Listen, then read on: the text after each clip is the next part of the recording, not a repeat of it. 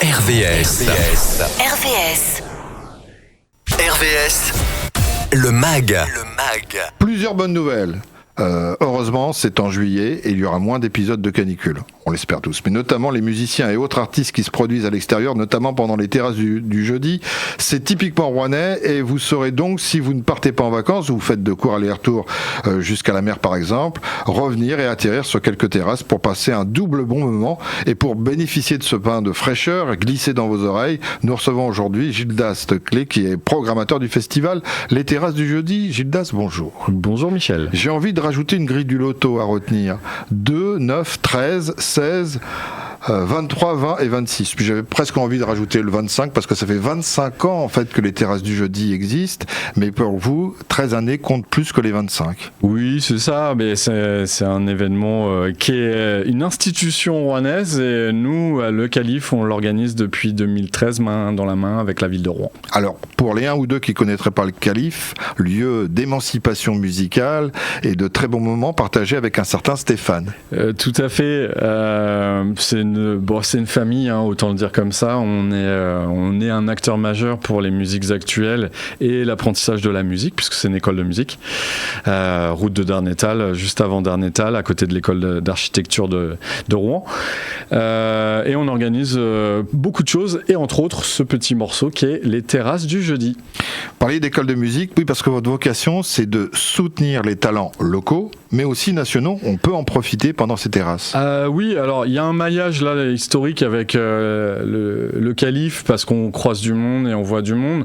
On est avant tout sur le régional local parce que on forme des tout petits qui deviennent des musiciens, et aujourd'hui on a un retour d'expérience avec plusieurs années et même décennies où on voit des nouveaux musiciens du territoire rouennais.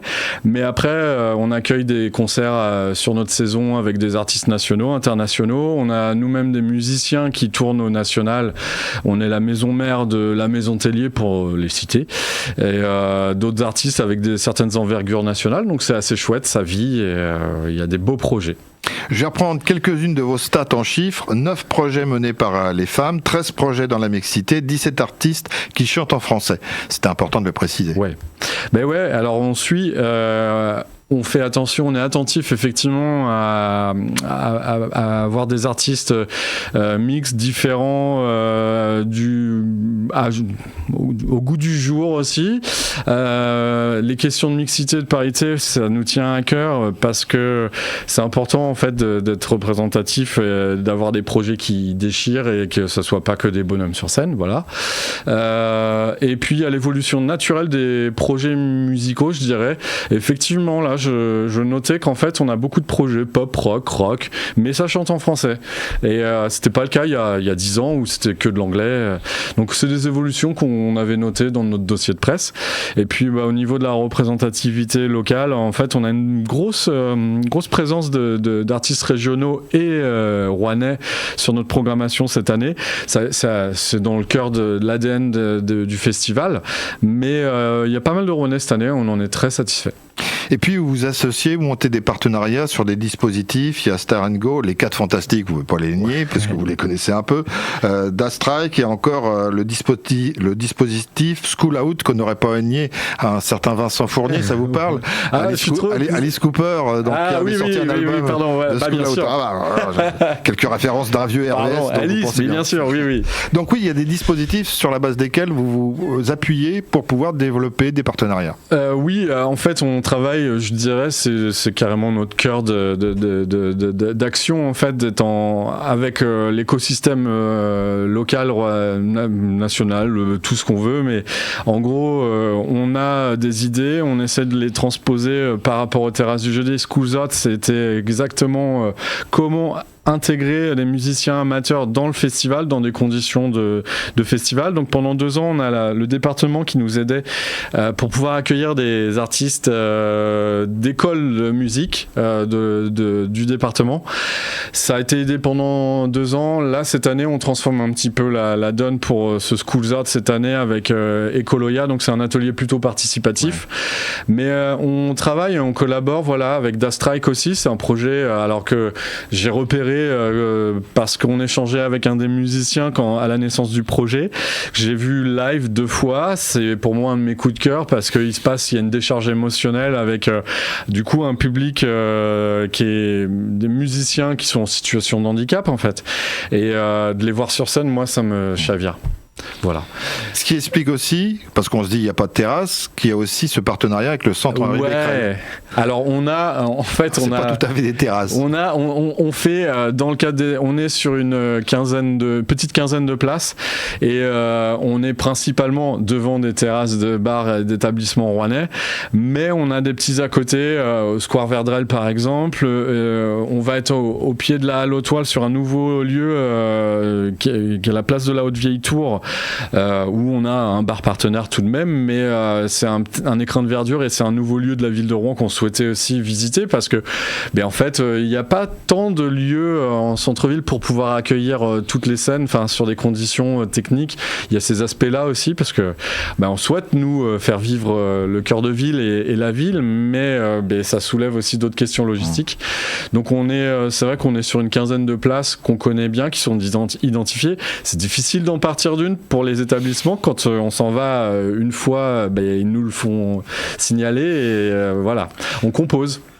Et ça s'appelle Musique à tous les étages au centre Henri Becquerel pour ce qui concerne cette partie-là. Oui, c'est le centre Henri Becquerel. Alors c'est pareil, c'est des à côté. C'est une collaboration qu'on a montée il y a quelques années. En fait, on a ce dispositif à l'année, Musique à tous les étages, où on envoie des artistes qu'on accompagne qui jouent en unplug pour les patients, mais aussi les soignants et les familles. Donc ils vont jouer pendant la saison, ils vont jouer 3 heures sur un après-midi. Et puis c'est parti d'un chiche via un échange sur les réseaux sociaux entre Stéphane Monnier, mon directeur, et puis la directrice de Becquerel et Marie Parrain. Et nous avons donc du coup monté une première scène l'an dernier, puis on continue. Alors c'est moins communiqué dans notre programme parce que c'est vraiment à destination du public patient et famille. Pour le moment, on peut pas faire trop gros. Juste pour rassurer son directeur véritable au centre Becquerel, elle est directrice de la com, parce que sinon il va croire qu'il y a une... Attention, attention. Oui. Alors, moi je reviens sur quelques... pas chiffres, mais sur une réalité, il y a 25 techniciennes, 40 bénévoles mobilisés, une cinquantaine de bars et de restaurants impliqués. Ouais. C'est une vraie logistique, c'est une vraie implication, c'est un travail à l'année. Oui. Clairement, en fait, l'événement, c'est beaucoup de temps passé dans le bureau à préparer derrière des classeurs Excel. On est encore en plein dedans, à la veille de l'événement. On est en train de boucler tout ça, mais c'est une préparation qui est de longue haleine. En fait, cet événement en cœur de ville, en espace public, non barriéré, il n'y a pas de site dédié propre comme tout festival sur 3 jours. Nous, on est sur 4 jeudis et il y a un côté un peu marathon. Et avec des aspects logistiques qu'on maîtrise mais qui sont assez lourds. Voilà, on est une petite équipe aussi au Calife, donc moi je suis dès septembre. En fait, ça ne s'arrête jamais. On est déjà dans le repérage et puis après, la partie, il y a différentes phases, mais tout est timé, c'est vrai, de septembre à juillet. En fait, il y a rien, ça ne s'arrête jamais.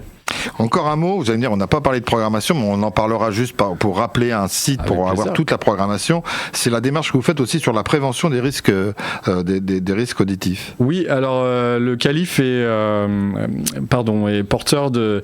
on est membre de l'association Agisson et on est relais local, en fait, relais régional. Donc on diffuse auprès des salles toute la documentation des tracts et des posters pour la sensibilisation, et puis on organise régulièrement des sessions de moulage de bouchons, par exemple, des bouchons moulés pour les musiciens, mais aussi les fans de musique qui se déplacent à beaucoup de concerts. Donc on a tout type d'action en fait à l'année, et puis pendant les terrasses du jeudi, on tient des stands, puisque c'est une obligation aussi du décret bruit, où on doit fournir des protections. Donc on a un stand tenu par des bénévoles qu'on remercie chaque année. Voilà. Gildas, le premier rendez-vous, c'est le 2 juillet. Ouais. On va en dire 2 mots, mais il nous reste très peu de temps. Comment on a toutes les informations ? Terrassedujeudi.fr et les réseaux sociaux sur Instagram et Facebook. 2 juillet, où est-ce qu'il faut aller? Les lieux?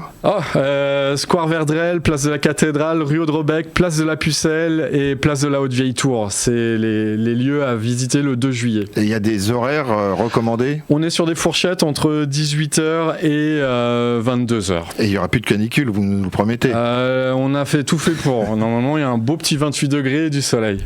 Donc on rappelle les dates, le 2, le 9, le 16, le 23, le 20 et le 26, j'ai rien oublié? 20-26, je vous ai entendu en parler tout à l'heure, mais non. Non, c'était 2026, c'était un jeu de mots. Voilà, c'est ça. Merci beaucoup Gildas. Mais merci à vous.